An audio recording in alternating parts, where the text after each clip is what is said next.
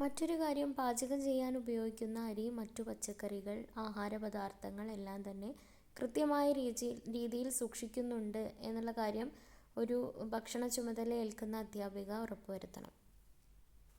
ഇനി സ്കൂളിനൊരു ബഡ്ജറ്റ് ഉണ്ടാവുമല്ലേ, അപ്പോൾ സ്കൂളിൽ അനുവദിച്ചിട്ടുള്ള ബഡ്ജറ്റിനനുസരിച്ച് കുട്ടികളുടെ ആരോഗ്യസ്ഥിതി മെച്ചപ്പെടുത്തണമെങ്കിൽ അതനുസരിച്ചുള്ള ഭക്ഷണമാണ് വേണ്ടതെങ്കിൽ ഉച്ചഭക്ഷണ പദ്ധതിയിൽ അവ ഉൾപ്പെടുത്താൻ തീർച്ചയായും ശ്രമിക്കണം.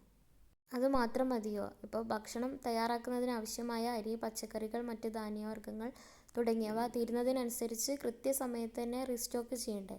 അതിനുള്ള നടപടിക്രമങ്ങളും നടത്തണം. കുട്ടികൾക്ക് നൽകുന്നതിന് മുമ്പ് അധ്യാപകർ ഭക്ഷണം കഴിച്ചിട്ട് അതിൻ്റെ സാമ്പിൾ കഴിച്ചിട്ട് കുഴപ്പമൊന്നുമില്ല എന്ന് ഉറപ്പുവരുത്തണ്ടേ?